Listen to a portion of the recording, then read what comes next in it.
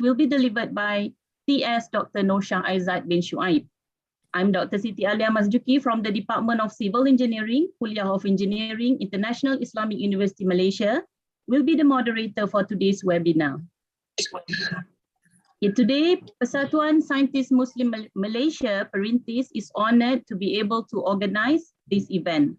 Perintis' main mission is to be the platform of choice for science to bring blessings for all creations. Further details about Perintis can be found from the website. Okay, you can go through perintis.org.my. Okay, so before we start the webinar, kindly sit back, relax, and enjoy the opening video by Perintis.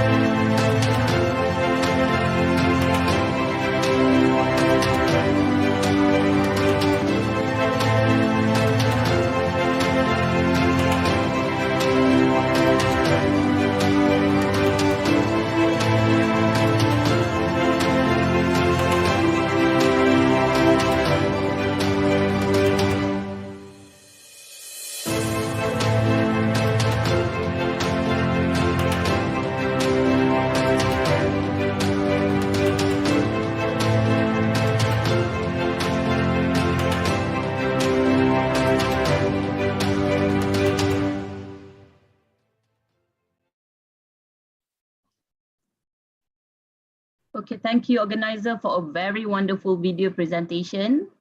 The main objective of this webinar is mainly to facilitate and provide motivation to all the PhD candidates, as well as the supervisor. PhD study is a very challenging and unique journey, therefore, continuous improvement and support is very, very substantial. Now, this is the moment that we are waiting for. Before we begin, let me briefly introduce the background of the speaker. TS Dr. Noshah Aizat bin Shuaib is a senior lecturer at Faculty of Mechanical Engineering, Technology, and Deputy Director of Student Development and Services Center, University Malaysia Perlis. He graduated in M.Eng with honours, Mechanical Engineering and PhD Mechanical Engineering from University of Manchester, United Kingdom. His PhD research was on energy-efficient composite recycle processes, which is a part of EPSRC UK-funded project on using heterogeneous materials in manufacturing. He is also a certified energy manager, CEM, and certified professional in measurement in verification, CPMV. His research interests are in reusing waste in reinforced polymer composites, waste management, life cycle assessment, and energy audit. Currently, he is working with the research project funded by Malaysian government on utilizing carbon fiber waste and recycled carbon black from tire waste as a reinforcement in 3D printer plastics filament. The above mentioned credentials are only the tips of the figurative iceberg. Suffice to say that TS Dr. Noshang Aizat bin Shuaib's qualifications and achievements are multitudinous. With all the knowledge and experience that he has gracefully agreed to share with us today, this webinar will undoubtedly be of great benefit to all attendees, inshallah. So without any further ado, I hereby welcome TS Dr. Noshang Aizat bin Shuaib to begin the talk. Welcome, TS Doctor. Okay, thank you very much, Doctor, for the brief introduction. Can everyone hear my voice? Is it clear? Yes, it's clear. All right, good. Okay, thank you. It's clear. All right, okay, good. Okay, let me try to share my screen. Just bear with me for a second. All right, I think you can see it now. Okay, you can see my slide, yeah, the orange color. Okay, again, I would like to say thank you very much for the organizer, Perintis, and for all of the attendees today. I think it's close to 100 now, plus with the one in YouTube. So for today, we only have around 1 hour and 50 minutes of a session. So I hope that I can finish everything, because I think it's quite a lot to say, to be honest. But I'll try my best to make sure that everything can be covered. So my name is Nosha. I'm from UNIMET, University of Malaysia Perlis. So I'm one of the member of staff of Faculty of Mechanical Engineering Technology. So the topic for today, we will focus on the mistakes, 50 mistakes actually, but hopefully that I can cover all. So, but maybe some of them I just cover a bit of slightly. So this is a bit of myself. So before I start, I think it's better to introduce a bit of myself. So I graduated from University of Manchester in PhD and my degree back in 2016. So actually I'm still I can consider myself to be a young lecturer. So I only been a lecturer for 5 years around that time. And my interest, most of my research is based on material, degree manufacturing, recycling. And at the same time, I'm also active in book publishing. I also write in Malay creative writing, like cerpen, puisi, and so on.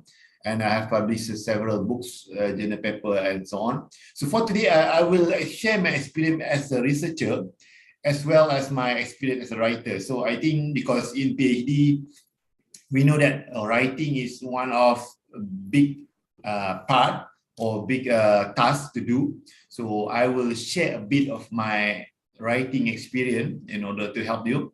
Even though if you see after this, we have actually five main areas that we will cover. This is some of my publications. So I write articles in newspaper. So this is my Google Scholar and some of my books. So I think maybe some of you have seen these books in the bookstore and so on. So yes, that's another part of me. Besides being a researcher, I'm also a creative writer as well. All right, about my PhD project. So I think it's better to start by explaining my situation. So because throughout this session, I will share mostly of my own mistakes or my own experience. So it's better for me to explain a bit on my PhD project. So my PhD title is Energy Efficient Composite Recycling. So it consists of material and manufacturing part. So I submitted my thesis as an alternative format, meaning I have 6 publications. So all the 6 publications are combined and become a one thesis. And then this project is also was also part of EPSRC. So this is like mostly in Malaysia, but in UK they call it as EPSRC. And starting date on paper is September 2013. Actual starting date, because I have a delay a few months because of visa sponsorship and so on. Actual starting date is 20th November, and the Viva date is on 12th of August for 12 hours and 45 minutes, and I got a minor correction for 1 month. So this is actually overall of my project. So if maybe some of you would like to ask any question, can be later. So for today, what we will do, we're going to focus on our problems and our mistakes. I think it's the best way of learning actually, because learning from mistake is better than learning in a normal way, because when you do some mistakes and then you will know the problem and then you will try to not repeating the problem and you feel like regretting doing the mistake. So it's you have a better chances of learning not to repeat the mistakes. So this is actually my image, actually my picture.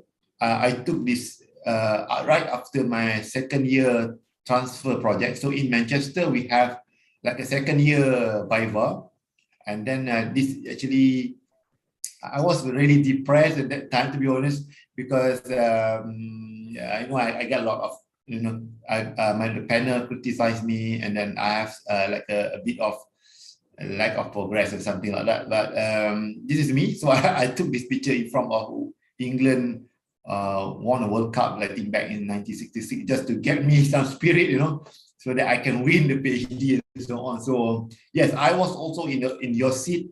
I have the problem. I did a lot of mistakes in the 3 years time.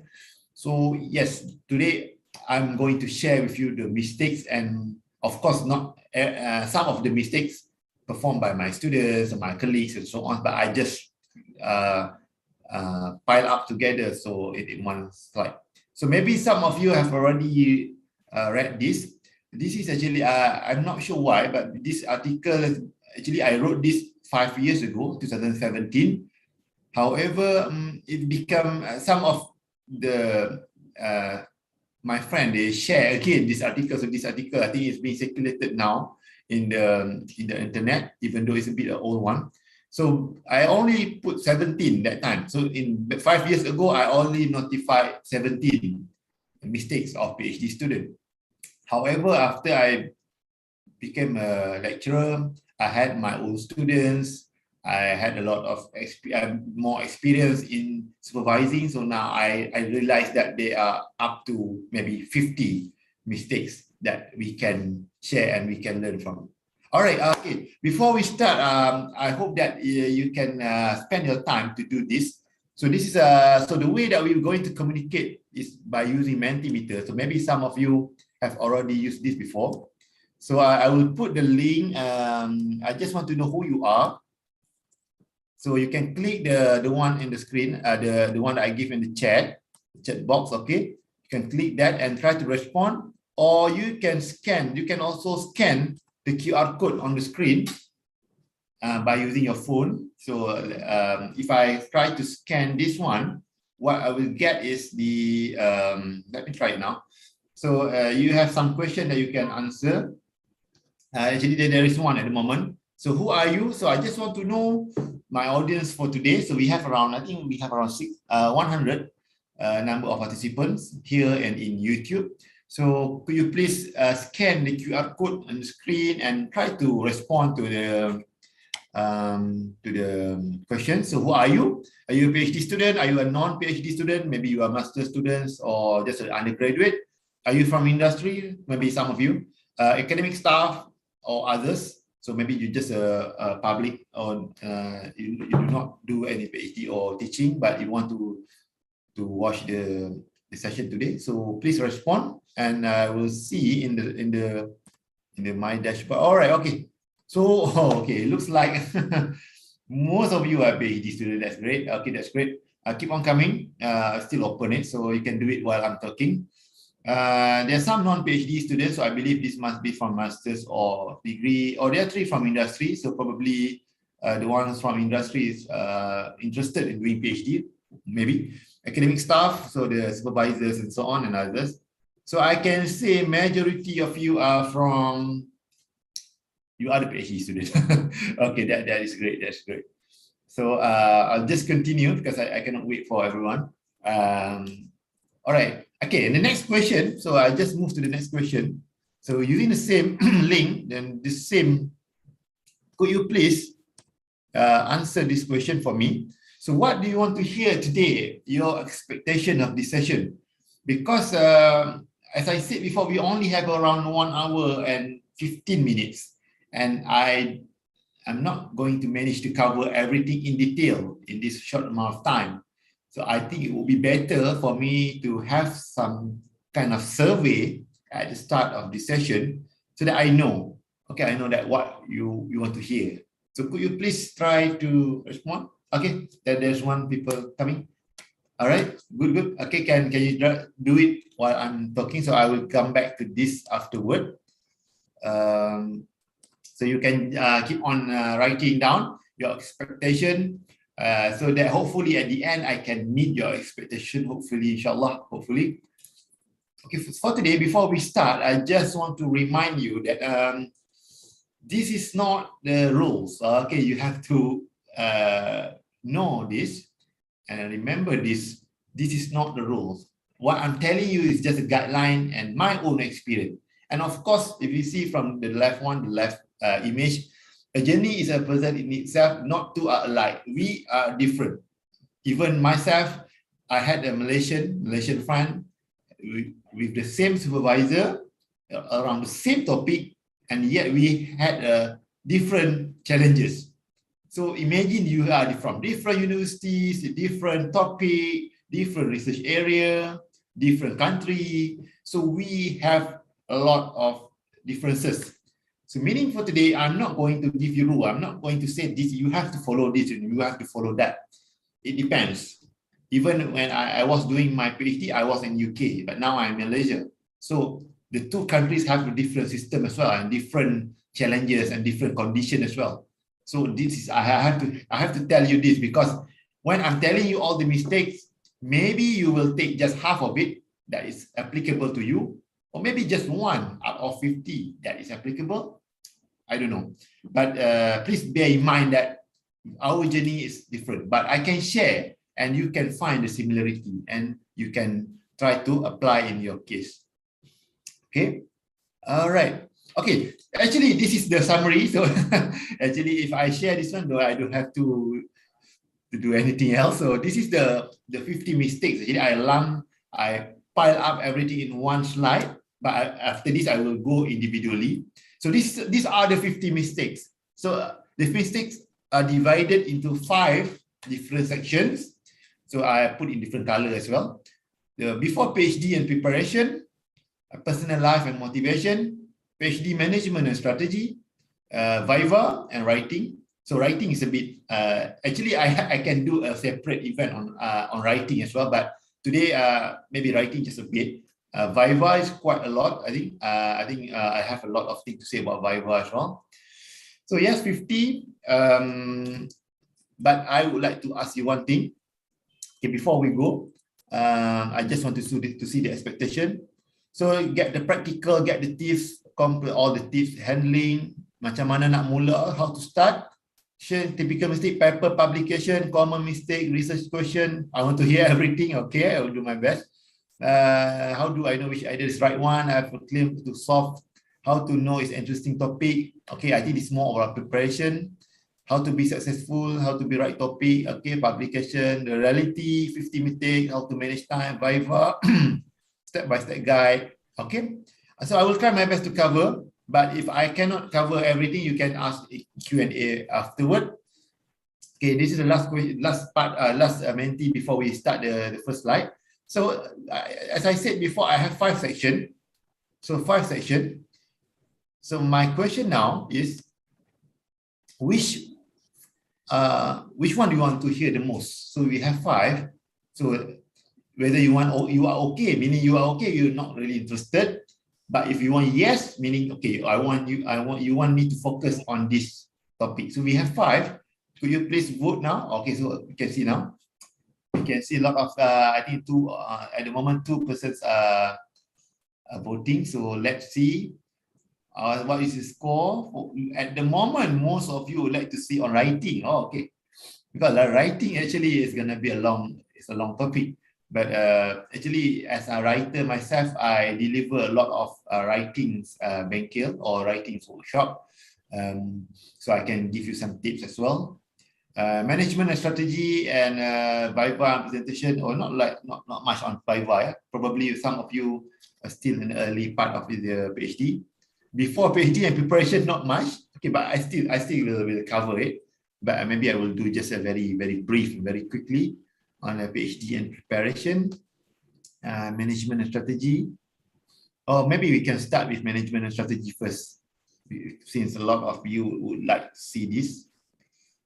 Okay, and then, okay. So a majority of you would like to hear most on the management strategy and writing, followed by Viva, motivation, and the last but not least is the PhD and preparation. I will cover everything, but I will focus more on what you like me to deliver.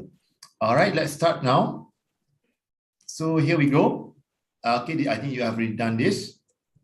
Okay, mistakes to avoid. So we have 50 altogether. So now I will. This is the link. So I will just click. So maybe some of you would like to hear. Most of you would like this one, management and strategy. Let's see on this one first, and then we go back to preparation, motivation, and so on. Okay. The first, this is number 14 actually, because I start one from the number 14. I start one from the preparation. So number 14, or the first for PhD management strategy, is you do not start early in writing. This is actually a lot of students are having this actually. I can say writing is the most hardest part. Not one of the hardest, but the most hardest part in PhD is about the writing. But some of the students, they tend to wait until the end to write everything. Then it's going to be a lot of problem. Actually, when you start enroll your PhD program during the first day, you can do the writing bit actually. So the problem with some students, they wait everything till the end. Actually, when you started your PhD, you can just write down the introduction. You can do the summary, the literature review, and the method. You can expect which method that you want to use, like the basic one maybe. So you can expect, and then process of writing should start with reading. This is something that some of us forgot. Okay, we forget about this, that we need to read before we want to write. Okay, we have to read, because if you don't read, you don't know what you want to write. That's why process of writing, when I say process of writing, is not just go to the computer and type on the keyboard. But it starts with, you have to find the reading material. That is considered as the first step. So start early, meaning you can start collecting all the reading material, arrange it properly at the early start of your PhD. Then when it comes to the later part, it will be easier for you to write. Okay, so from day one, the solution for this mistake. So every single mistake that I'll tell you, I will provide a solution. So from day one, try to start writing something.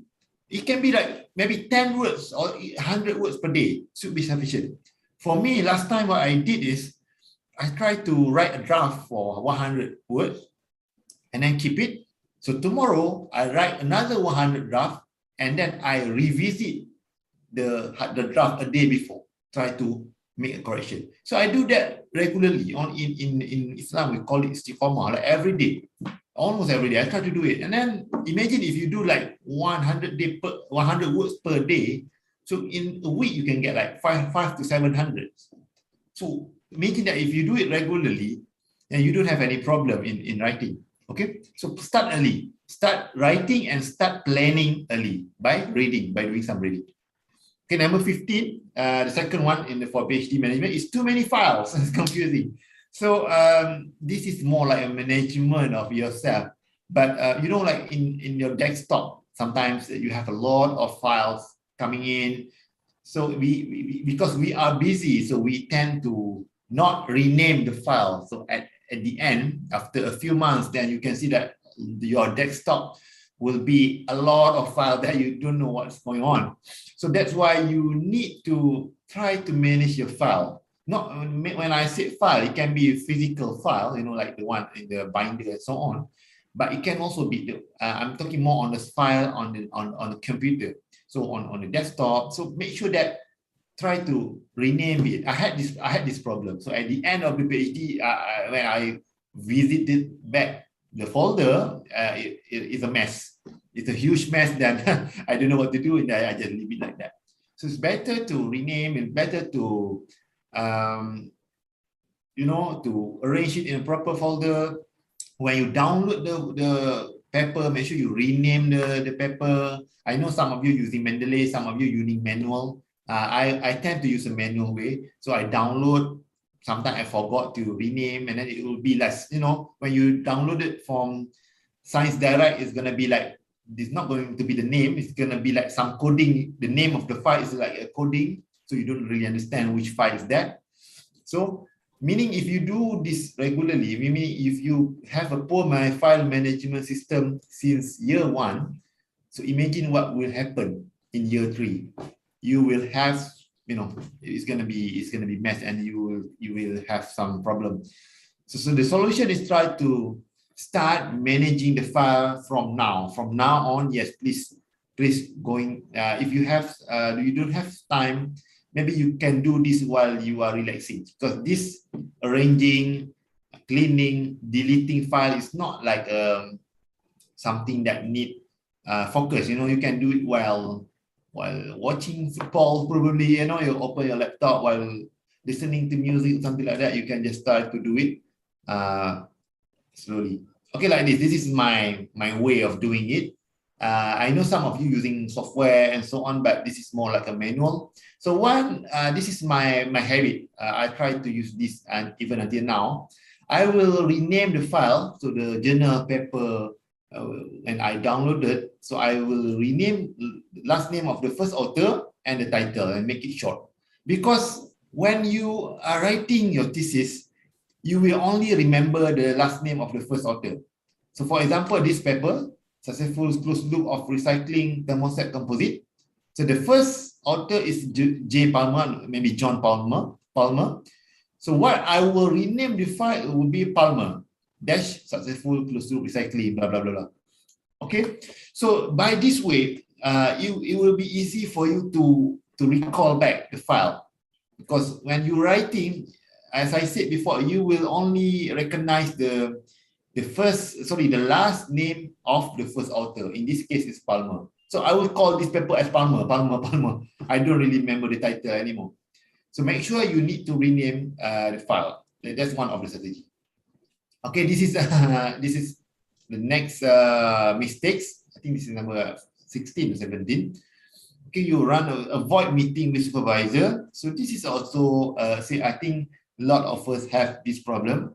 Even myself also, yes, my supervisor would like to meet me regularly. So sometimes it will be a bit tense because you have to prepare the material, you know, you have to present and so on.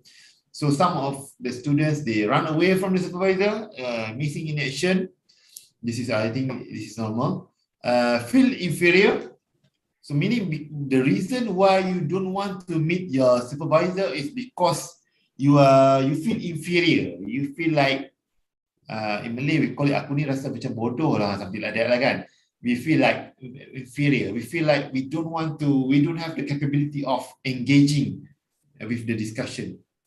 So don't feel that. I think all supervisors will know that you are a student. You are not established researcher. You are a student, and then you shouldn't feel inferior, because when you feel inferior, it will demotivate you.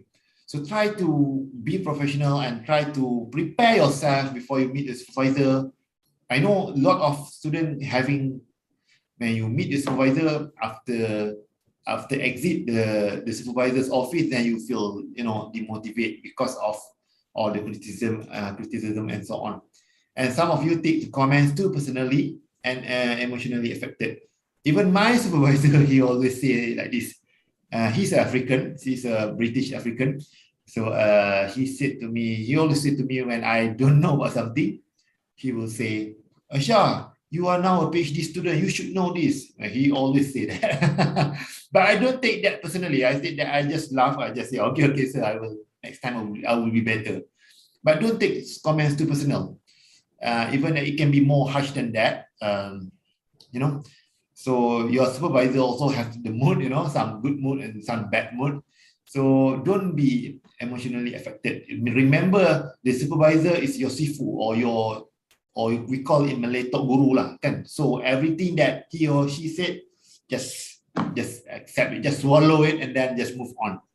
Okay, so the solution: regularly be honest with what you achieve and don't hide anything. Ready to accept criticism. Okay, meaning you have to prepare. Of course, you have to prepare. Don't just go to your supervisor and you don't know anything. Then you will get a lot of criticism. So be prepared and just make sure that you are okay with the critics and comments. Number 17, the next mistakes. You are clueless on the technical terms in PhD. I had this problem before because I did not do my master's. I straight away from my degree, I did a PhD straight away. So I don't know anything. So I finished my degree in July in the same university. So I enrolled back in PhD 2 months after that. Or I arrived back in UK like in November, 5 months after that. So I don't really know what's going on, to be honest. I know literature review, I don't really know the strategy. You know, in Malaysia, we have a lot of workshop and so on, but we don't have that in UK. We don't have the workshop to guide you and so on. We don't have much that. I don't know what is Q1. I don't know what is ISI, Scopus. I don't know. I just know how to read the paper and get something from it. I enjoy reading paper. I try to get the information from it. Okay, there are some new students who was doing the PhD because they want to stay in the university. You know, they don't want to work, and then they don't really know what's going on. They don't really know that PhD has a viva. They thought that PhD has a written exam. They thought like A, B, C, you know, have a grade, doing exam on the table and so on. They are thinking about that, so they are wrong. So make sure you know all the technical terms. You know what is Scopus. I think in Malaysia we focus a lot on the Scopus, ISI. So make sure you know a bit what is Q1. Everything can be you can watch YouTube videos to understand what is Q1 and so on. So the solution for this to try to attend workshop. I'm not a big fan of workshop, but I think workshop helps a lot in knowing the first or the basic information of anything. So you can join. So, please be mindful that the terms can be different in between countries. I'm not sure. I think for today, most of you may be from Malaysia, but maybe there are foreigners here from foreign countries. So in your country, they may use different terms. I heard that in Australia, you don't have any viva. I don't know. Maybe it's right or wrong. I don't know. But maybe they call it in Manchester, in my university, they call it transfer progress report presentation. They don't call it viva sometimes. Okay, so depends on your countries, on the universities and so on. Being too technical. Okay, this is another mistake that we PhD students always do, is being too technical. How is that? You like to follow a pattern. You know, when you attend a workshop, you had a sifu and something, and then he or she will try to create like a pattern. You know, you have to do this, you have to do that. That is okay. I'm not blaming the sifu. I'm not blaming the workshop speaker. But the problem is when you try to copy the exact pattern, you have to follow. You think that you have to follow. But that is the problem. Meaning after this workshop, after this session, you go back, you want to follow what I'm doing, which is wrong. You need to take what I'm doing and try to adapt with your situation if possible. So once when I was a student, I heard this dialogue. So there is one student to the second dialogue. So there is one student who is having a problem of XX software lah. I think the software is Mendeley software. So he just said, okay, I cannot do my work today. And I asked why? Because my Mendeley software is not working. Because I think maybe some error or something. But you know, you are being too technical, because if the Mendeley or EndNote software is not working, you can still read your paper. You can still print out the paper, sit on the table and do your work. So you don't have to rely too much on the software.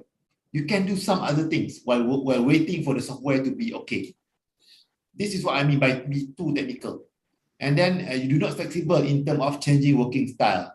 So this one is like, maybe you are from a different country or different university. You go into a different university, a new university, and then they ask you to change a bit of working style. So you need to be flexible. You are not a robot, so you have to be, don't just blindly follow the pattern or the like a tips, like guide that somebody give you. You have to think whether that method is suitable for you or not. So if you are devoted of using some software, so try to imagine that the software is not there. Okay, if not, then you will be like this dialogue, you know, you cannot work because you depend too much on the software. Okay, number 19 is the too dependent on supervisor. So you always wait for supervisor to tell you to do something, okay? You wait until, okay, whatever supervisor tell you, that's what you did. That is not the right way, because the right way is, yes, you do what supervisor asks you to do or suggests you to do, but you need to find an alternative solution at every point. Because your supervisor, actually, he or she doesn't know much, actually, to be honest. Because if you're doing a PhD, so you are like the knowledge gate of your supervisor. So you are the one who's going to find him or her information. So your supervisor might be wrong, but in giving suggestion. That's why as a student, you need to find alternative solution. For example, you have a machine to do something. So you need to find a solution just in case the machine is not working or the machine is out of order. All right, so I had this experience before. Actually, my supervisor suggests me to do one method. So he wants me to be expert on that method. But when I read the method is not really suitable for our case. And then I try to convince him that the method is not going to work.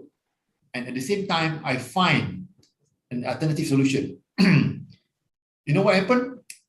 Lastly, the initial method has been scrapped, and even the initial method cannot be used until the end of my PhD. So luckily, I have alternative solution, which that works. If not, then maybe I will drag my PhD into 4 or 5 years. So luckily, I know this. I find an alternative solution. I don't listen 100% from my supervisor because he has some limitation as well.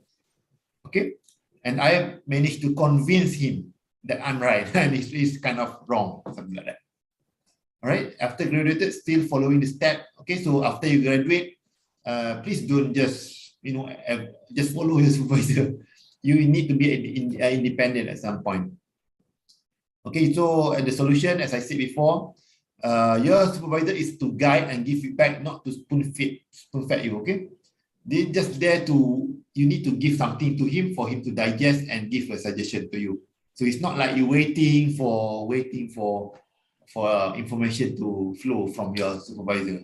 That is not the right way. And if he or she have a lot of students, and he also like the dean of the faculty or the deputy vice chancellor or something, rector or something, then he will be very busy. Okay. Okay, this one is number 20 is clueless on the general aspect of your topic. Okay, this one, you need to know that the general part of your topic. Meaning, when I ask you what is the trending research in your topic, you have to know this. What is the importance of something that is very general? The problem of PhD students, sometimes when we are focusing too much on the research, we're going very deep into the area, but we forget the general aspect of it. We don't really know what's going on. The recent news about the topic, we don't really know. Okay, we have to know that. And then you have to answer this question, how to explain your topic to someone you met in an elevator. So this one, actually, number 4, is actually one of the Viva questions that I have, meaning to ask to explain your topic to a non-expert. So you have to be able to do that as well. So that how to do that, you need to break sometime, at some point, you need to break from your research and you need to find the general information of your topic from websites, blogs, Wikipedia, even YouTube videos. This one actually is not for you to cite. It's not for you to cite in your thesis, no. This is something to give you a general knowledge of your topic. And what I did is, this is very useful and helpful for my Viva. Create a list of fun fact. Fun fact meaning something that is a fact that is eye-opening, that you find when you read from blogs, from Wikipedia. So just have a list of facts that maybe you can use that in defending your research. You can use that while having a discussion with your supervisor or even debating with the Viva panel. So try to create a list of fun facts of when you read Wikipedia and so on. So my case is on composite recycling. So I will try to find every single blog, every single website, industry, all the sales and so on. Try to read on the topic, and then I have a better understanding, and it helped me to be a better somebody that can discuss and engage with the debate of the issues. Okay. This is actually from the real picture. I took this maybe 7 years ago when this is a first year transfer report. Also, they misspell my name. No, okay. So first year transfer report. This is actually from my internal panel. So he gave me this. So can you see the top three, the first 3 questions that he asked me? Tell me about your project. How you explain it to your grandmother. So that is one of the Viva topics, or proposal defense, I would say. So the term in Malaysia call this one as the proposal defense, but in UK they call it transfer report. How will you say in a tweet? So imagine that somebody asks you during your proposal defense, if you want to tweet this, Twitter, how do you say it? So you need to be good in public engagement as well. That's why I emphasize you to know general aspect of your topic, so you can answer the top 3 questions here. Okay, the first 3 questions. Okay, so that's the main point. It's not like reading just for fun, but actually it helps you in becoming a better PhD student. All right, this one cannot see your project from a bigger perspective, meaning you have been drowning in your research activities. So meaning you are doing a lot of experiment, you're doing a lot of questionnaire, simulation and so on, but you don't really know what is the impact or what is the output, where your results will be going. You don't really know. And you don't really know how does this research can help the others, and how the research can help the world, what is the application. That's why you need to think in a wider perspective. All right. Number 22, afraid of making mistakes. Okay, so this is something that relate to the motivation actually, this one. So every time you feel you make a mistake, you feel dejected, you feel down, you feel demotivated, and then you consider mistakes as a failure. Actually, when the mistakes are actually the one that teach you a lot. So don't really consider when you did one mistake. It's okay. It's okay to have to do some mistakes in doing an experiment, making mistake in not doing a writing early, making a mistake not preparing yourself while meeting with your supervisor. All those things, it's okay. There's nothing wrong with that. But you have to make sure that the same thing is not going to happen. So that's why you have to make sure that you need to be prepared of making mistakes. And some of you also reluctant to try new things. and reluctant to try new things. So, you know, I had one colleague last time. She's from Pakistan. So she said to me, she's a bit senior. When I started my PhD, she is about to finish. So she said to me something that I remember until now. So she said, actually, when you are doing a PhD, 6 months should be enough. 6 months, she said, everything can be done in 6 months. If only you know what to do. If only everything is on the table. So you already know which method, you already know what to expect and so on. Everything is on the table, 6 months should be enough, she said. So meaning the 3 or 4 years of doing PhD is more like the time for you to try new things. It's more like the time for you to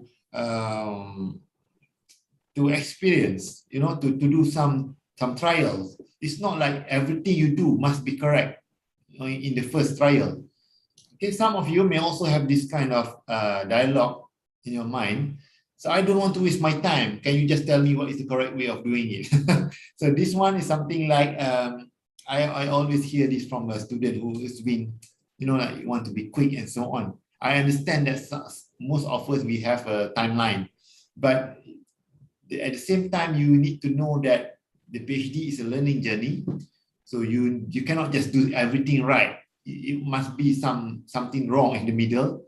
So if you are looking for correct way every time, then it's good actually, but you will not learn anything if you don't do a lot of mistakes. Okay, so make a mistake a lot of part of learning process, but yes, don't do deliberately do many mistakes just to learn, you know. But what I'm trying to say is don't be demotivated just because you do a lot of mistakes. Okay, mediocre in basic software skill. This is something I think most of the PhD students will use a similar software like Excel or Word. Okay, maybe some of you don't have a basic software skill like how to create a graph in Excel. Because when you do know the skills, you can be a better student because you can imagine how your results should be illustrated. Okay, and then poor thesis structure. How you don't know how Microsoft works, meaning you don't know how to use a navigation pane. You know, you have to do the heading 1, heading 2. You don't know to do that. You don't know what each page break. You don't know section break. And you will have a very poor thesis structure, and you will spend a lot of time, you know, like arranging everything, but actually it's just on the fingertip. So that's why basic software skill is really essential. For my case, it will be just Excel and Word, and maybe some of you need MATLAB and so on. Yes, you have to learn. Poor figures, okay, how to regroup. Okay, sometimes because of this poor basic skill, it will lead to sometime when you do a figure in your report or in the presentation, it will be not up to the standard because you don't know how to regroup. Sometimes some students, they don't know how to regroup the images. This is an example. Okay, mastering software skill can help you doing things faster. You will be more creative in delivering ideas, reports, slides, and so on. That's why you need to have the basics like creating thesis structure, how to create a graph, and so on. So make sure that you do it right. So no alternative plan. Okay.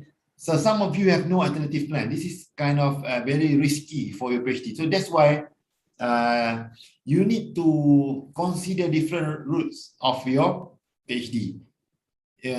So sometimes we too late to realize the route has led you to wrong direction. So I put this image. Actually, this is the image of Lyon in France. Okay, Lyon in France. Actually, my supervisor asked me to join him to Lyon in France. So about 2 hours from Manchester. We went there, we purchased equipment. We go and discuss and we purchase the equipment. So my supervisor would like me to use that equipment actually for my PhD. He want me to be expert. I still remember his words. He said, I will be an expert on that method.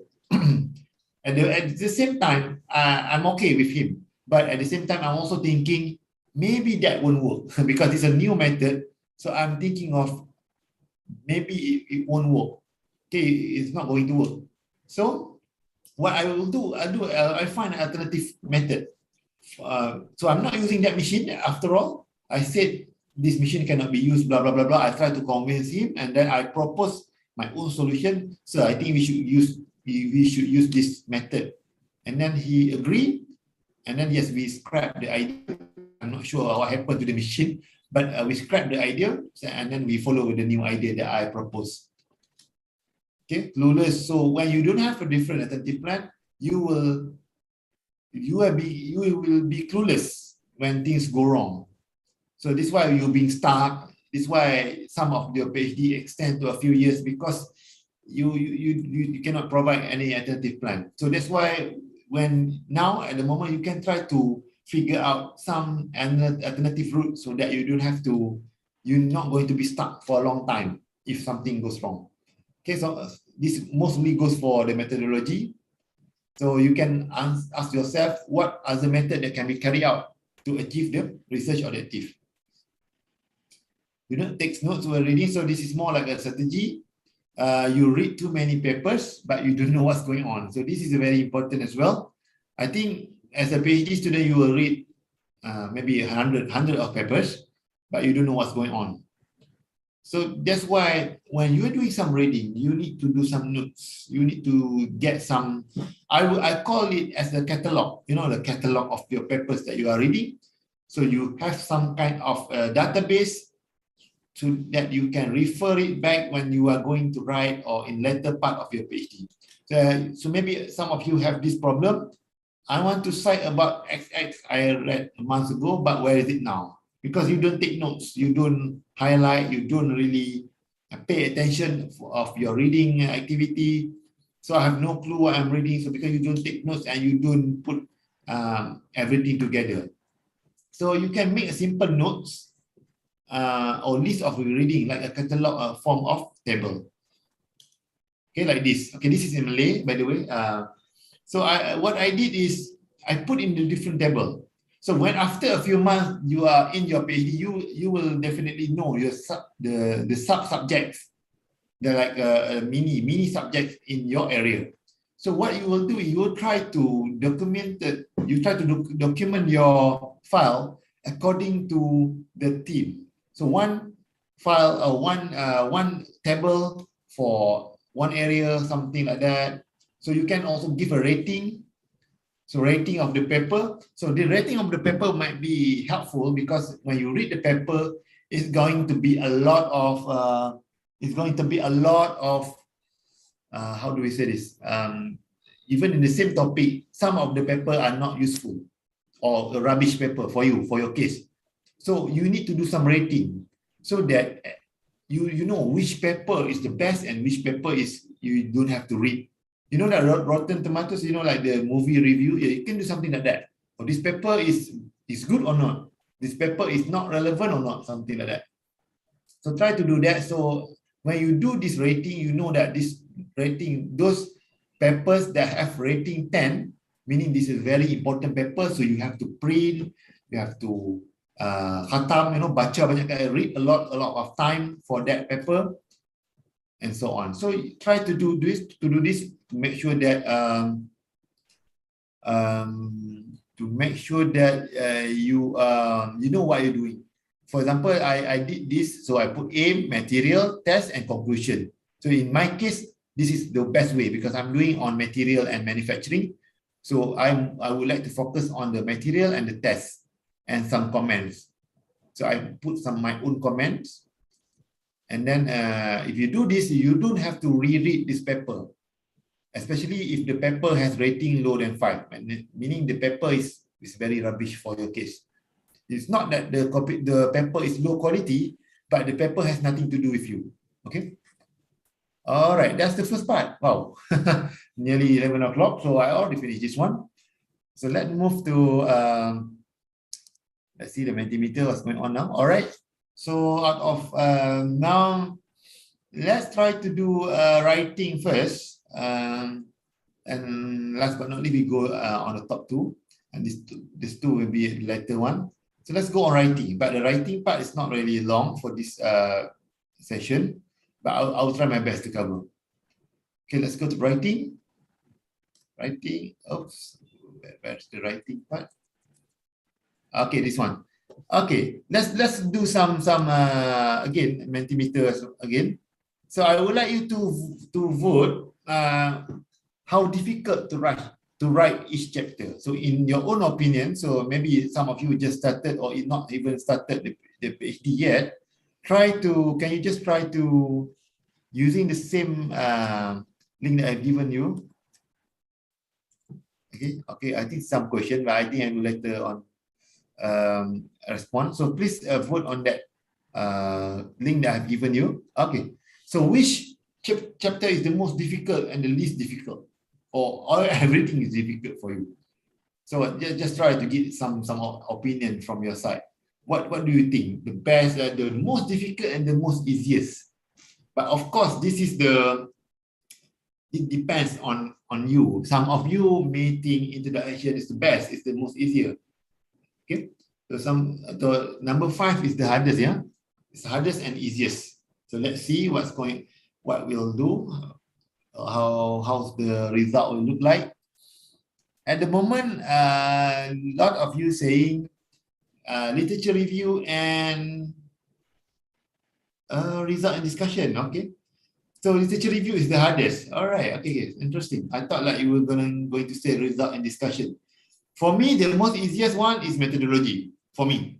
Because I'm doing something experimental. So if I know which method that I'm going to use, I can just I can imagine, I can know the parameters, I can explain the brand, I can explain the condition and so on. So methodology for me is the best one, the simplest and the most easiest. So if I want to start writing a thesis, I will start with methodology first. Okay, methodology first, because that's the most relaxed, I would say the most relaxed. Maybe if you are doing social sciences, maybe it's a bit difficult, I don't know. The hardest for me is the result and discussion, actually. Because result and discussion, you have to be critical. You have to relate your result with the previous one, trying to discuss a bit and so on. For me, literature review, it's not too difficult, but yes, I do understand some of the area is very complicated. But it's all right. Let's move to the writing part. So that's some survey for you. Okay, let's start with the writing. So I will just go with the very technical thing, right to something that is more conceptual. So some more technical is the grammar confusion. So when I read my students, this is some of the students, they're confused about the tenses. There's the basic grammar of English language, they're confused on that. So so when you use the wrong tenses, and then it's gonna be hard for supervisor to read. At the same time, it shows that you don't know what was going on. So usually for methodology, it's going to be past tense because you have something that you have done. So results can be past tense and present tense because you are explaining the graph and so on. So this is where the grammar, the basic grammar, you have to make sure you are clear. You know the tenses and the spelling and so on. I know we have the proofreader, so we can send the proofreader. However, don't rely too much on the proofreader. Proofreader can do something on the basic, like you have finished everything in a good quality, and then the proofreader just improve a bit. So don't just send to the proofreader something that is very raw, and even the proofreader struggle to read. Okay, repeating sentence structure and vocabulary. So I think a lot of you are having this repeating sentence structure and vocabulary. Boring sentence structure. No idea how to vary writing style. I think a lot of us, even myself, I having this problem. And also the vocabulary use is not specific. So when you are writing academic paper or something technical or scientific research paper, you have to use the right vocabulary. This is not English SPM or IGCSE. No, it's not like that. You have to use the right term. So in material, my field, material and manufacturing, we have the specific terms. So we can just simply call, how do I say this? Like for example, plastic. Plastic, we call it as matrix. So that is the vocabulary, matrix. So if you are non-expert, you call this plastic. But in the technical part, we call it polymer, matrix, and so on. So you need to know the vocabulary. So what I try to do, okay, this is even myself as a writer, I'm not really good in writing actually. So I need to have a strategy.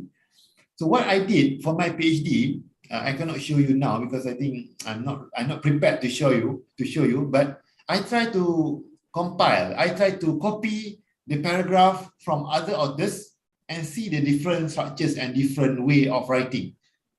For example, I would like to explain about a method called SEM. Okay, SEM is just one method of analyzing microscopic material. So SEM, scanning electron microscopy, I want to write on that. So what I did is, I find the papers that have SEM, they explain the method. So I will copy. I will copy the part that they explain. So it may be one paragraph, it may be one whole section, depends, or maybe just one sentence.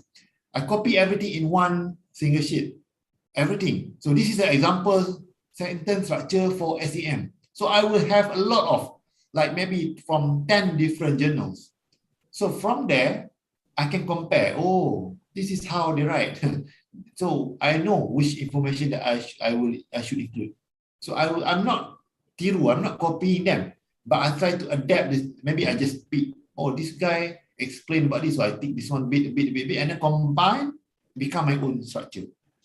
And I can guarantee you there will be no plagiarism on that. I've tried that before. There's no, you're not being caught for plagiarism because that is not plagiarism. That is just referring and then you try to adapt. That's why I said, in order to write, you have to read. So the way that I'm doing just now, compiling all the same sentence structure or different area, is for me to read and to adapt. That is going to work for me because when you do that, it train you train yourself to write your own structure. I know that there are a lot of paraphrase, they call it paraphrase or rephrase software. You can use that, but that's not the best way for you to train yourself. So try to compile paragraph, read, and try to adapt. Or even you can use a phrase bank. Have you heard of this before? Phrase bank. Phrase bank is like this. Let me move forward. Okay, this is a phrase bank. Have you came across this before? This is free. I'll show you I already opened the website. So this is free academic phrase bank from University of Manchester. I thought this is only for us, for the University of Manchester student last time, but now actually it's open to everyone. So you can even download the phrase bank, I think, Kindle and PDF. So if you download, they give you how to describe a method, so a different way of doing that. See how to the use of established method, how to describe previous use method. So this way, it will help you to make your sentence not in the typical way. You know, you can make it more verified, meaning a lot of way of writing it. So you can see a lot of how to giving example, how to what else, how to discuss, how to write conclusion. You can just search academic phrase bank. So this is going to help you a lot in starting because they just give the template. You see, because the template and you can adapt with in your situation. You don't have to copy it exactly, but you can just adapt. You can mix around and try to use for your thesis. Okay. All right. Create a list of vocabulary. So this is quite important as well. Try when you are entering a new research topic. Yesterday I met a student. He said during his master he was doing CFD. You know, CFD like the fluid mechanics and so on. But now in PhD he is doing more on natural fiber and composite. So totally different topic, totally different area. So what he can do when joining a new, I think some of you joining like a new area, list of vocabulary for each topic. So if you do this regularly, you can get a lot of vocab. You know what you are talking about. All right. rely too much on software or internet, you are using too much on thesaurus or rephrasing or paraphrasing software. I'm not saying this is not right or this is bad or wrong, but I'm talking more on the long-term effect of your ability to write. If you are depending too much on thesaurus, on the paraphrase software, I'm just worried in the next 10 years, you are not able to write well as an academic or researcher. So that's why even though the traditional method, I would say, doing your own writing and so on, it's a bit slow, but you will have a bigger impact on yourself, on your writing skill. So you can always see this in the long term. You can, I have seen a lot of PhD students, even they graduated, they cannot write well because probably they are using too much this kind of software, or maybe they are depending too much on the proofreader to repair everything. So end up they cannot write well. So try to make sure that, try to remember when you're doing your PhD, you are training yourself. This one is just a technical bit. I think I just go very quickly. Mixing American UK, writing single plural contraction. I think this one just go it very quickly. Bombastic words without know the real meaning. Sometimes because you don't know the vocab, so every time you get the right like a wow words, then you just take it. You don't really know what it means. So that's not right for academic writing. Unspecific determinates. So this is more like a scientific, when you explain the scientific method, for example, put very little water, for example, put very much water, put some water in the beaker or something. So that is not scientific. You have to be specific, or you write a very long sentence. So some of us Malaysian, we think long sentences means good. When you write long sentences, you think that it looks clever, it looks right. No, it doesn't have to be long. So try to make it very concise and try not to extend it very long. Keep on reading and revising, send a proofreading by a native speaker. So I'm not saying proofreader is not good, but before sending to proofreader, you have to produce a good quality. This is first. Okay, this is the last bit of writing actually, because I don't really focus on writing on this session, but I'm just going to close the writing section on this. Number 30, the mistakes is suffering from writer's block. Anyone having this problem? So as a writer myself, I'm an academic and also a creative writer. I also write speeches, like ucapan and so on. So I had this problem a lot, like writer's block. I could not write even a word. I don't know what to do. I don't know how to start. Actually, this can be just one bengkel to settle this. Actually, I have a few slides on this, but I deleted because it's too long. Writer's block. Okay, how to avoid writer's block? A lot of ways. One of the solution is you can read down there. Don't expect too much word. So the problem of us academic, we want to write everything in a single day. That's not going to work. All right. Even the professional writer, they're not like completing a book in one day. It's not like that. So what you can do is to try to write in a small, micro, or nano scale, but do it oftenly. Meaning you can write 50 words per day. Do it oftenly. Like every day. For example, as I said earlier, you can do like 100 words per day, but imagine in a week you can get like 700 words. So it's quite a lot.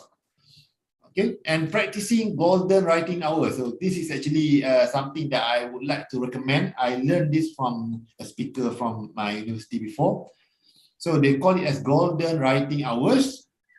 Golden writing hours meaning you write something without thinking of citation, without thinking of formatting, without thinking of punctuation.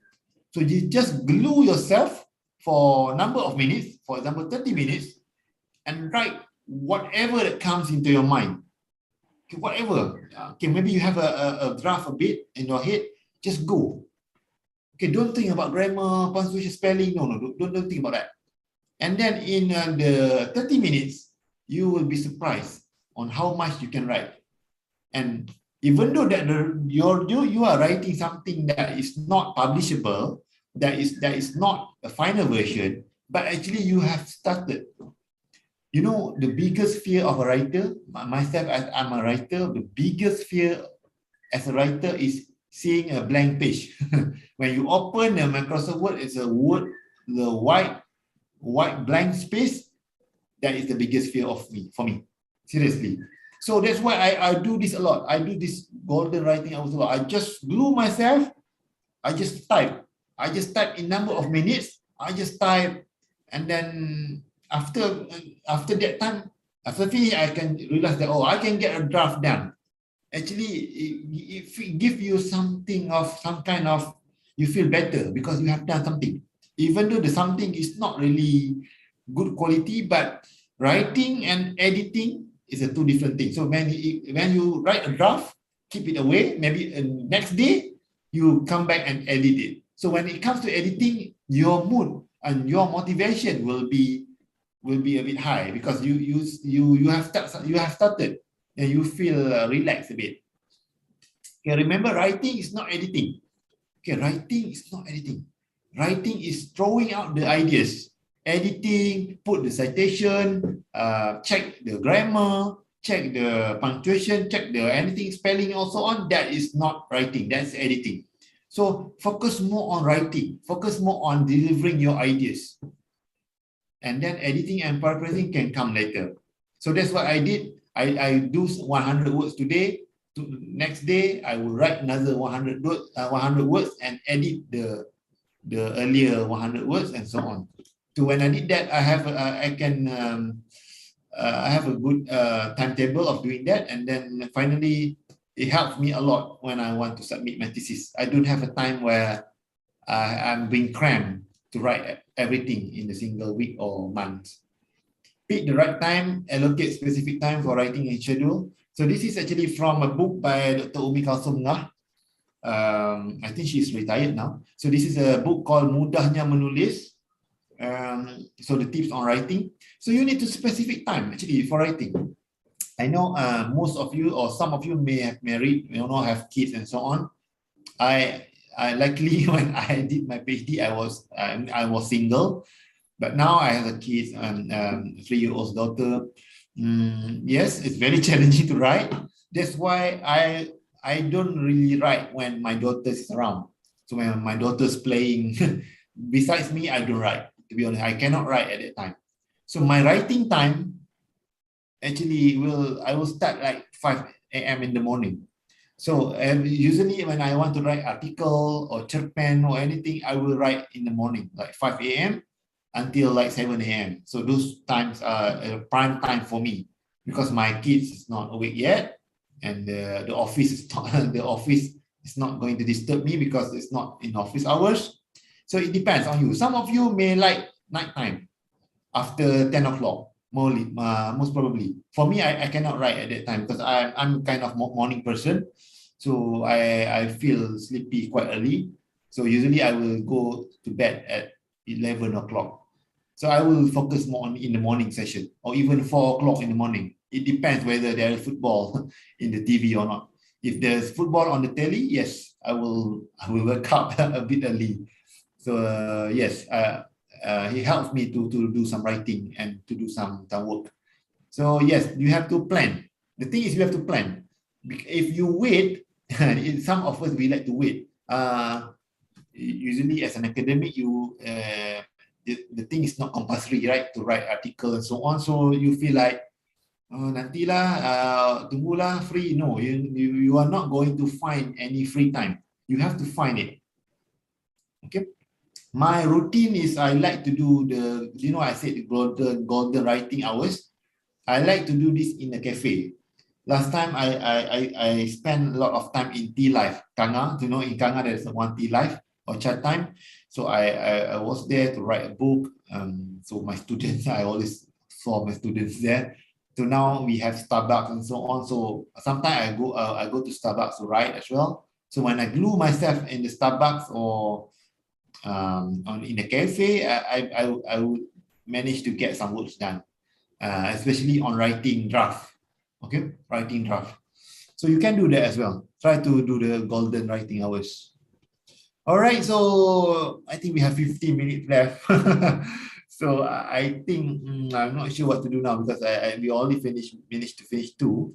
Let's go to presentation and Viva very quickly. Okay, and then we'll just go very quickly on the preparation and motivation.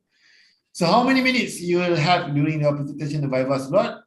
It depends on the university. Some university allowed like 20 minutes. So for my case, it was 20, I think 20, yes. I did my presentation for 20 minutes and the rest like 2 hours and 30 minutes for Q&A. So most of the universities will allocate like 30 minutes, everything. So what you need to do, you need to choose your content.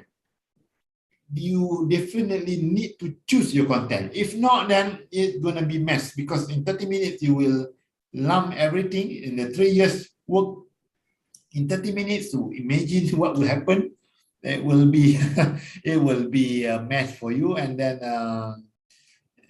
nobody will understand you. Okay, what is the biggest fear? So this is I think next question on Multimeter. Let's go to Multimeter for a while. All right, what is the biggest fear in proposal defense, Viva, or any kind of presentation? So this can be a conference as well, a conference presentation, or anything that presentation in your group, maybe your research group. So what is the biggest fear? Just write down something if you have some ideas. So we have around 85 number of participants in this Zoom. I'm not sure how many in the YouTube. Q&A, okay, confidence level, okay, the confidence, the nervous breakdown, the panic attack. Yeah, I had a panic attack sometimes when I deliver a speech. I regularly invited to give a speech at school. You know, sometimes, you know, hari kecemerlangan and so on. Yeah, I just went. Yeah, sometimes you feel this nervous breakdown, especially when you have to speak for 2 hours, and right the first 3 minutes you feel like shaking before you get the confidence. Novelty is not enough. All right, not confident. Q&A stuttering. Question from expert. Examiner question. Okay, the questions lah. Unable to answer panel question, tak faham tak soalan. Okay, keep on coming. I will come back on that. Okay, I think I will just keep very quickly on the technical part. So in this presentation and Viva, some of them are very technical, like this one, using very small font size. So make sure when you go to conference or anything, remember you don't really know the size of the room yet. So make sure everything is big and everything can be projected very clearly. Okay, it can be a very huge hall. It can be like a very small classroom. Low quality image. Okay, I think this one I just keep. I think this lowest. Okay, this one like this. If you crop directly from website, you see the difference. This one is very clear. This one is blur. The left one, the right one is clear. So make sure that you have to. So if you do flow chart, if you do anything, so try not to copy directly. So you have to insert it and then make sure that you insert it in high quality, long text. So some of you are reading the text from the slide. Okay, blindly copy from thesis. So that's not right. Okay, this is a bad example. Okay, a lot of text. Okay, do not maximize space. This is more like a technical area. So make sure you shift it. Okay, this one is bad example. This is my research previously. So this is a good example where you separate it and then put some colors and some highlight and so on. Poor representation of data. So this is actually something to do with result as well. Sometimes you're showing too complicated table or charts to so people cannot understand. So ask yourself, if you are the panel, will you be scratching your head when the slides come out? Okay, panel pening kepala tak? Are they going to scratch their head? Ni apa ni? What is that? So make sure that you put it in the lovely, good quality image. Okay, this one is very messy to understand. So because you have a number, you don't know what's going on. But this is actually the same thing, but converted into a diagram, so it can be seen very clearly with some color, some you know, the shapes and so on. So this one is a better representation of this. There's the same information, but different way of representing. Okay, include unnecessary information. This is more like you put everything. My student having this problem, especially when the literature review, they like to teach. They like to explain everything. They like to explain the general thing. In the introduction, we don't want to hear that. I call this a textbook explanation. Try to reduce textbook explanation. Okay, they don't want to see much theory. Theory meaning something that is already known. Not much, not related to your research lah. So don't have to focus too much. They want to see what you are doing. Focus on your research, your solution.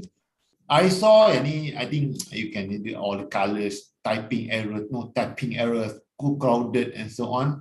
And always ask second or third opinion. So when you do presentation, always ask your friend or your maybe co-supervisor to see whether something to comment. Okay, this is one that I saw. You don't have a scale. This one applicable for thesis as well. Like this figure has no scale, so we don't really know whether the size of a book, the size of a hand, size of a building, or anything. So the figure has no scale. For physical appearances, I think this one is self-explanatory. I think you should know. This one is you have the face-to-face, speak too softly, too fast. I have a problem of speaking too fast. Yes, so discipline, panic, closing, and so on. Becoming a newsreader, yes. This all usually happens to the undergraduate students where you're just reading the text from the slide, from the start until the end. So audiences are waiting and a bit annoyed, to be frank. So you cannot just learn the skill in a day. So that's why start from now. Even you are in first year or even you haven't started your PhD yet, you need to practice your speaking skill. A long lecture slot, too many slides, blah, blah, blah, blah. So remember, don't spend too long on a single slide. The first slide is not important. In Viva, panels want to hear your problem, your method, result, and conclusion. Okay, try to do everything 1 minute per slide. So if you have a 30 minutes presentation, it should be around 25 to 30 slides only. Okay, do not fully understand context in the slide. Okay, this is something related to Q&A and so on. Whatever that you put in your thesis and also your slide, you need to know everything, every single thing in your thesis from back to back. You have to understand. Be prepared to answer questions in any single bit of your thesis, even in the appendix. Don't put something that you don't know, because they will ask you. Okay, so when you don't know, then you become nervous. So please at least know basic meaning of words used in your slide or thesis, and basic meaning of jargons. I would say jargons or words. You need to understand the basic meaning, because sometimes when we refer to the literature review, we just copy, we just get the sentences from literature, we just put, but we don't really know what is that. That is the panel might trap you, might ask you just to test you. So make sure you know. And this basic meaning, you don't have to get like a dictionary or something. Okay, you don't have to get the dictionary, but just go to Wikipedia or just get a general overview of it, so that you can understand. Quick search on the net, so you just know, and you know how to explain it. Okay, I cannot explain research in the simple words. This one is related to the one that I said before. You need to explain your research in a simple word. Sometimes the panel would like to test you. Okay, try to explain like my experience. Okay, my experience, like I showed you earlier, the panel asked me to explain my research to my grandmother. You need to know how to do that. They just want to test how you simplify your research, your public engagement skill. And then you need to, they call it layman's term. Okay, this one is very important. If you do exhibition, you go to exhibition, not everyone in the exhibition is an expert. And even your panel might not be an expert in your topic, especially if your topic is very new. Like my case, my topic is very new, the composite recycling at that time. So the panel, they don't really know the topic. So I have to explain to them in a simpler way. Now, reveal your flaws. This is during Q&A, you are giving honest and weak answers. For this, like example, panel ask you, why you use material A in your study? Actually, material A, the real situation is the material A is you only have material A, and then the material A is not really important whether you use A, B, C, or D. So actually, so your answer is because my supervisor asked me to use. So this is not a good answer. So you need to first don't reveal your flaws, and then second is you need to answer it correctly. You know, so for example, you use material A, even though the main reason is because material A is the only available, but you need to find the scientific explanation behind it and whether it will affect your results. So sometimes the panel, they just want to test you. And solution, our research is not perfect and has limitation. Try to support your flaw with scientific evidence. So don't expect your results to be 100% perfect. It won't be like that. So you need to find a way of finding evidence and explanation on what you have achieved. Okay. Missing important and basic. So before you go into the Viva or problem defense, you need to get the basic information right into your hand. You know, like for example, problem statement. Why you have to do this study? Some of the students, they don't really know. When you go to the Viva, they're quite blur on the problem statement. Research gap for the teacher review. What is missing? What is definition? What is the theory of XX? So you need to get that very clear. Method and main result and so on. This one is more on the technical part. Okay, emotionally disturbed. So actually, some of the academic, they just want to test you. Even though they look a bit annoyed, they look a bit unhappy with you. Actually, sometimes they just want to test you. So don't get distracted by them. So they just want to kacau you lah. They will just want to distract. They just want to play around with you and try to see how you react. So just to maintain your professionalism and try to stay calm. Don't take things too personal. We always go jangan koyak relax. Okay.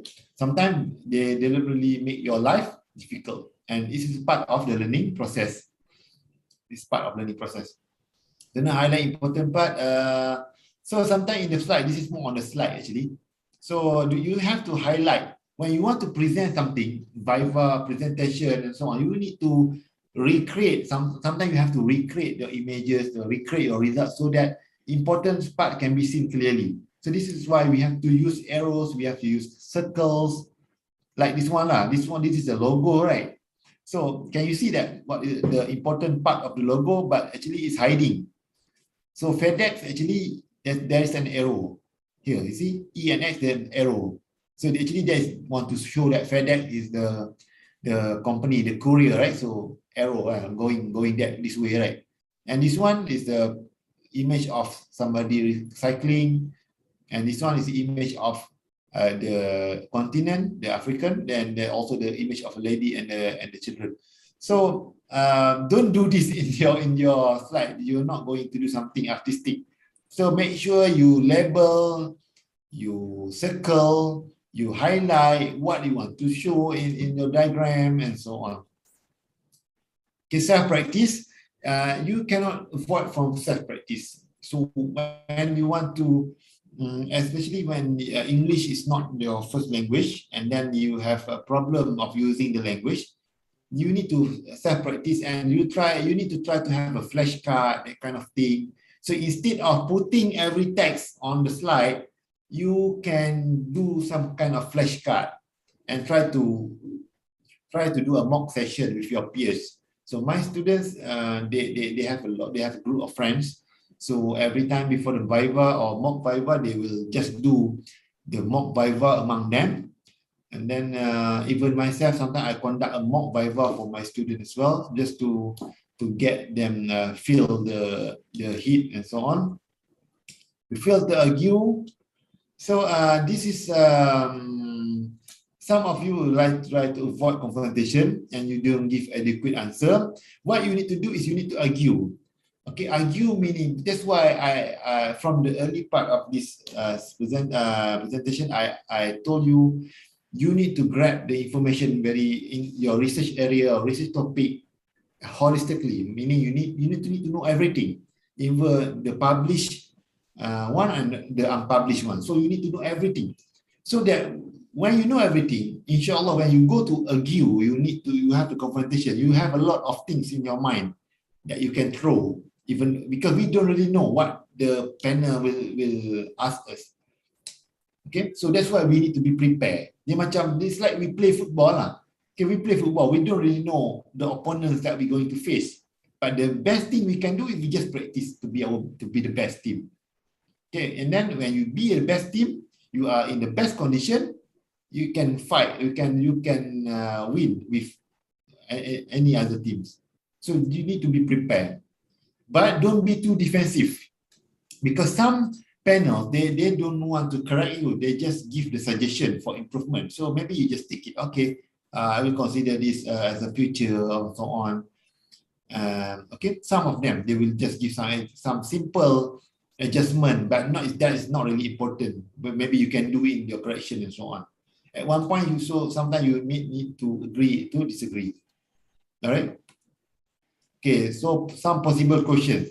So you need to think of the possible questions. So that's why before the Viva, like my case, before the Viva, I print my own thesis and I spend almost every day looking at the thesis and looking at the possible questions, just to look on the possible way of the panel can attack lah. I call it attack lah. I can attack. So I open it and see page by page and try to jot down. Oh, this one, they can ask this one. They can ask the blah blah blah. So I can list down the question. I can go to my supervisor quickly. So to ask him how to answer those questions. Okay. So that's one way. Another way is you can easily find possible Viva question in the website. You know, if you search, there are a lot of possible questions, and if you read from multiple websites, some of them are quite similar. Okay, number two, read again your thesis. This one I said before. Think critically. Okay, try to criticize your own work. Okay, criticize meaning try to bring, you know, like in politics, you know, like the opponent try to attack, you know, attack the what we call it, the politician, right? So try to think like your work is something that somebody that you hate or you don't support, and then you want to criticize them. Criticize it. So you criticize your own thesis, and then you will find a lot of questions. Note down weaknesses and discuss. Okay, this is what I said before. But the reality is there are too many possible questions. Yes, you cannot predict the question. You can prepare, but of course, in the real situation, there will be one or two questions that is not expected. Right? The best way is to fully, number 6 is the main takeout. The best way is to fully understand your research, and everything you can just answer. That is the best way. Do not know your panel's audience. Okay, this is the last mistakes for Viva presentation. Actually, you will know beforehand who is your panel or who is your audiences. So if you are presenting in a conference, you should know that this conference is coming from which background, the audience. And the panel, you can always search the expertise. So you will know, oh, this panel is an expert in manufacturing of automotive, so I should prepare a bit more on automotive, for example. And then please don't assume the panel has similar expertise with your supervisor. Don't assume that, because they may have a different expertise. Okay, so do background checks and make sure that you try to predict. The best thing we can do is to predict possible questions. That's why I said you have to know from cover to cover what is your research is all about. It can come from anywhere. So don't make one part is not some part is not you don't really know, and so on. All right, how can I ask the moderator how many times left actually? because I'm afraid that I'm going to. Can I just continue or what? We're really the end. And then the Q&A session. Would it be possible to have a Q&A session after this? Yeah, sure. I think we can spend. I will spend another 10 minutes just go through. Or do you? Sure. You can have another 10 more minutes, okay, to wrap up the discussion. Okay, Dr. Nosha? Okay, and then we. All right. Yeah. You're allowed to do so. That's fine. All right. Okay, then that's fine. Okay. Okay. So okay. So I just go quickly for. I think I've done 3. So these 2, I think I just go very quickly. This one like more on motivation. So please don't compare yourself with others. This is the main takeout, I think. The problem of the students, sometimes they compare with each other. To be frank, actually, some projects look easier to be done. Some topics much easier to be published. You have to accept this. I can say when I can see some of my friends in some area, they are easily publishable compared to some area. And so, but the thing is, you don't need to compare. Don't compare. Oh, this guy can get a Q1 and so on. I don't get the Q1. But don't think too much on that. It is okay to have a healthy competition, but don't make yourself down because of this competition. Because sometimes it's not fair, to be frank. Because every research project is unique. As I said before, even myself, with the same supervisor, almost the same topic, but me and my friend, we had differences, a lot of differences and challenges. And social science versus pure science, yes. Experimental simulation, poor mentality, last minute work, someone to help you. Okay. So make sure in PhD you have to be very independent. Don't do last minute. Don't expect somebody to accompany you every time. So in Malaysia last time we had this problem of tak ada kawan tak nak pergi lah kan. Tak nak kawan tak nak buat lah. No. In PhD sometimes you have to be alone. I myself had the experience of going to Germany in a kampung 5 days to do some experiment. So I need to do that, even though it's not really pleasing to be there, during the winter somehow. But I have to do that.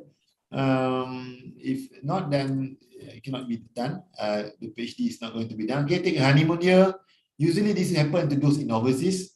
The first year, you relax, living overseas time to relax. You are off the work. You don't have the teaching job anymore.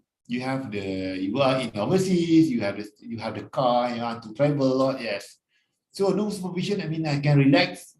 So don't take a honeymoon year. Try to make sure from day one, utilize the time and consider normal working hours, 9 to 5. I did this. I tried to do this, and I think I managed to do this. Alhamdulillah. And then my life is not much miserable lah. Because I finish everything by 5 or 6, and then I just go back and sleep and do some dinner and so on, and it works okay for me. All right, try to be consistent from day one. Having self-inferior, okay, this too inferior, meaning you thinking I'm not genius, I'm not good in English, Please do not consider your past achievement. Those in SPM, MRSM, budak SBP, don't. Budak sekolah teknik ke apa, don't try to do that. Because in your PhD journey, you are already among the best and you need to keep improving. So everything SPM 10 years ago, you don't have to think about. All right? So don't think, because in the research area, actually, you can be better even though your writing skills not good, but you can be better by being somebody that can think. Somebody that likes to read. So usually people who reads a lot and who thinks a lot will be somebody that can argue and have some debate. Okay, avoid extra work. So don't avoid extra work. Okay, extra work is like teaching or research or grant application, supervising the undergraduate student. So PhD is a learning journey. So sometimes your supervisor gives you some extra work. Last time I got extra work of going for a meeting. So even though it's not something related to my research, but I enjoy it a lot because I can experience having meeting with some industries and so on. Okay, and workshop, but don't burden yourself. Okay, don't burden yourself. The supervisor should have a limit, because I know in Malaysia sometimes the student has been used a lot for, you know, something that is not related but too much. Okay, but try to have some limits lah. Okay, this is my training, so I attend a lot of workshops when I was a student. So I really like all of them. So it really refreshed me. That kind of refreshment for me. Self-care, this is more like mental health. Yes, I got a problem of you know, like depression, not like a clinical one, but more like a stress, you know, like something that is, I'm not relaxed now. I'm not relaxed when I was doing my PhD, but I try to meet a doctor and try to, you know, discuss this thing in openly, and it helps me a lot in try to help my mental health. Weight gain, weight loss, not enough sleep, eating habit, bad posture. So this one you have to please enjoy life. When you're doing your PhD, you have to think, don't neglect your hobbies. Please don't try to change yourself into a new person. Please just do like a normal day, you know, watch movies and have some time with your family. Please provide time. Don't try to finish everything. Don't try to cram everything and you don't have a work-life balance, because the work-life balance will help you to be insane during the PhD and to be happy and to learn more and to be a better person. So this is what I did. You know, I become a volunteer at the stadium and, you know, become state ambassador. Try to join this kind of activities, even though it's nothing to do with your research. You don't think outside the box. You need to be creative. That's why I said you need to think of solutions. Don't just blindly follow your supervisor. Try to think creatively. This one is very famous. And somebody asked me about GOT, that kind of thing. Quick PhD is equal to good PhD. It is not, to be frank. Actually, if you are sponsored, yes, you have to finish on time. I have to say this. You have to finish on time because of the human resources. For example, you are being sponsored by your universities, so you have to go back quickly because somebody is going to start their study. You have to replace back, you have to teach back or something like that. But don't think somebody who is quicker, meaning he is a better PhD student. No, it's not. I did my PhD in 2 years and 9 months. And when I finished it, it was Olympics 2016 in Rio. I was feeling like Usain Bolt lah waktu tu kan. Okay, I finished quick, so I feel like the top of the world. But after a few years, I think it was an embarrassing moment. It's not like that lah, to be frank. It's not. So how fast you do a PhD doesn't show the quality. Okay, but as I said before, you have to finish on time just because of the scholarship and so on. But please don't neglect your quality as a researcher. So don't just, you want to finish quickly, you just write blindly, you upah orang untuk write, you cheat on the result and so on. That's not a good practice. So please do it on time, try to be on time, but don't neglect the quality. Try to balance the two. Okay. Okay, last but not least, the preparation. So those who haven't started the PhD, this is something you need to consider. Why I should do a PhD? Wrong motivation sometimes, because some of the students, they do a PhD because they don't want to work and they think PhD is fun, and they think, or maybe some of the students is overseas, they want to stay overseas. They don't want to come back to Malaysia to work, and then the only way they can do to stay is by continue the study. So they don't have a motivation. Or saja, saja, you don't have anything else to do. I have no idea what PhD is all about. This is one that you need to know. Okay. Okay. And then overthink. Okay, number 3 is overthink.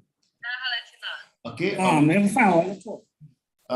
So overthink is something that it affects me as well. When I was trying to start my PhD, when I was trying to start my PhD, I had to overthink because I don't know what to expect, and I was I think it's difficult to deal with the security as well. And you need to know your supervisor as well. I think this is self-explanatory. All right, I think I finished everything. I finished everything now. So the conclusion is, so can we have some kind of reflection from your side? So just anything you would like to say from this session? Any comments on thoughts? I think I misspelled the thoughts. Okay, so please put down here. And then first of and then if you have any questions, you can, I think you can write down in chat. Okay, I think I get some question at the moment. So let me see from Brad. Okay, Brad said, but sense to impress how much you have read. Okay, actually it doesn't mean how the quantity is equal to the quality. But in order to be a good, have a good literature review, yes, you have to read a lot. But sometimes you don't use you don't use everything. For example, you read 300 journals paper, you may only use 200 or 100 only. But in order to get a good grasp of the area, you have to read as much as you can.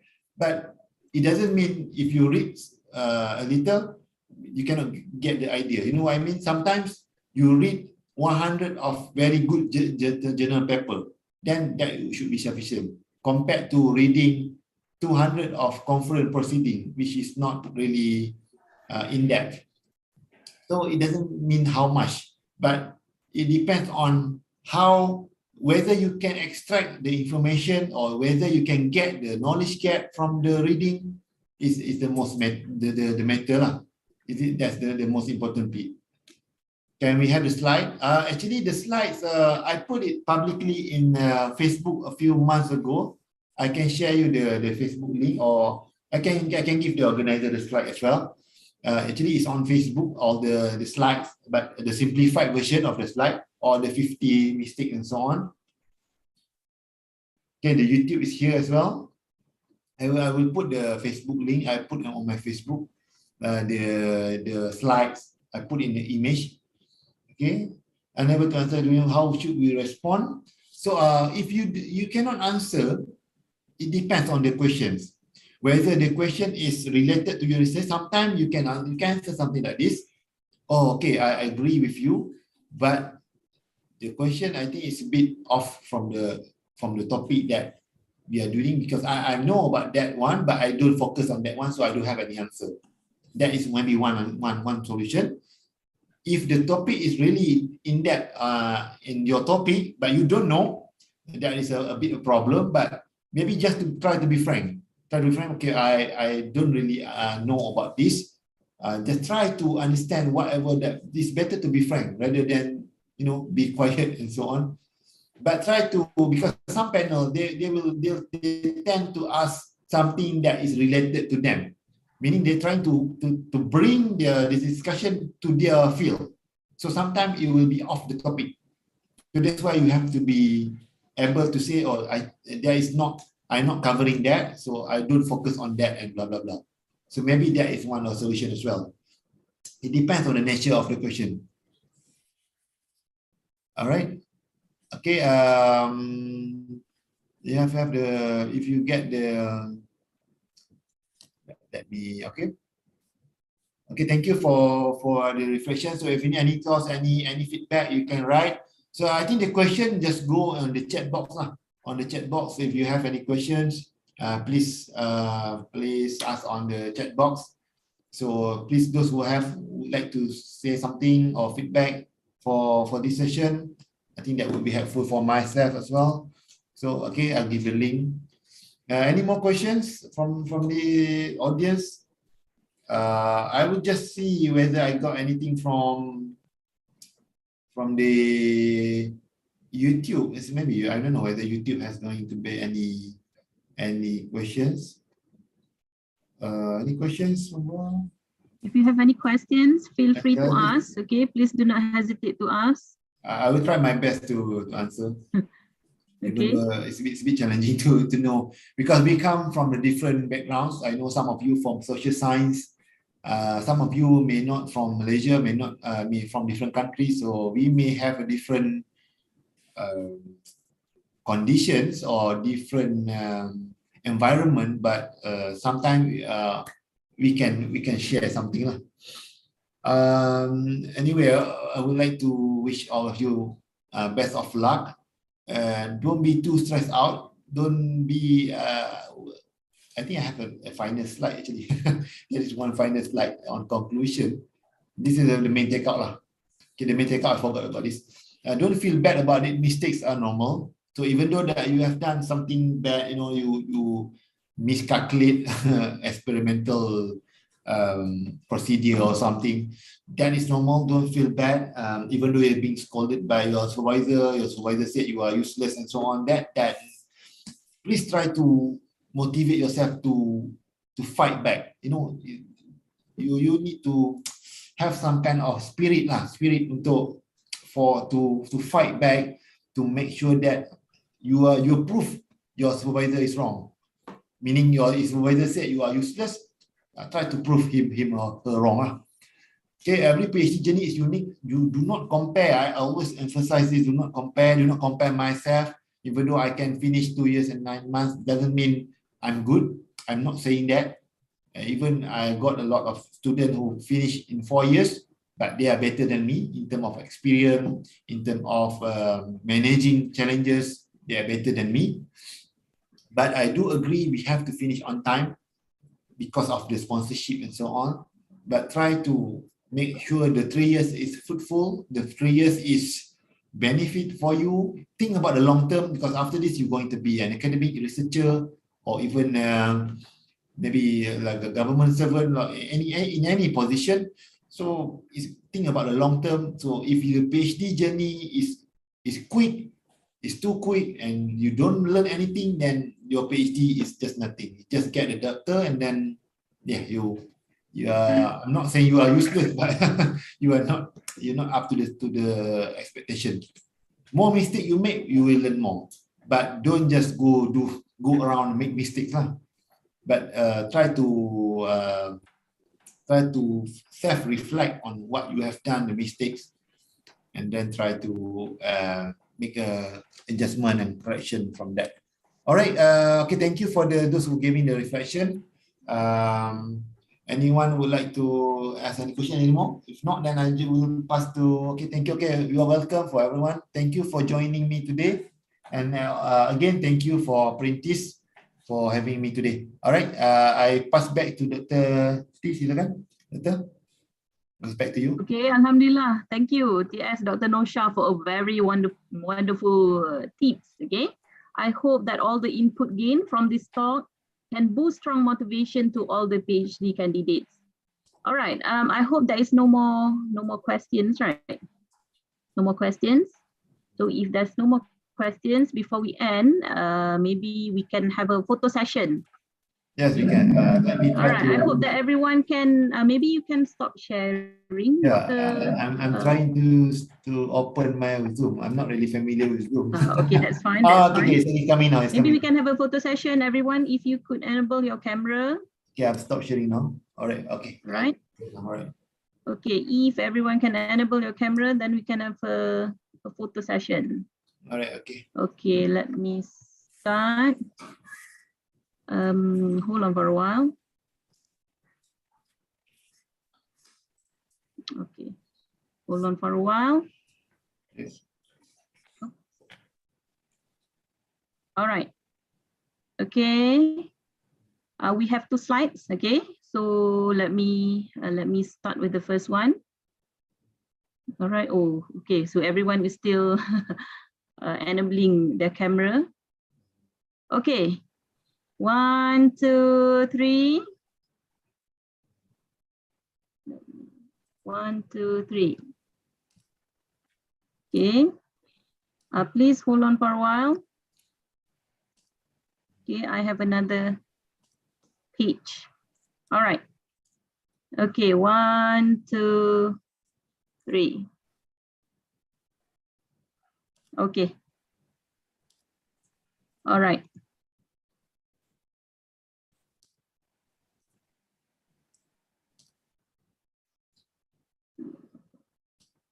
Okay, done. All right, so Perintis wishes to express our utmost gratitude to TS Dr. Nosha Aizat bin Shuaib for all the invaluable knowledge and experience that he has shared with us today. It is hoped that the knowledge gained from this webinar shall be beneficial to all the PhD candidates. All right, so on behalf of Perintis, I wish all of you all the best in your journey towards the finishing line. With that, let us close our event by reciting Tasbih Kifara and Suratul As.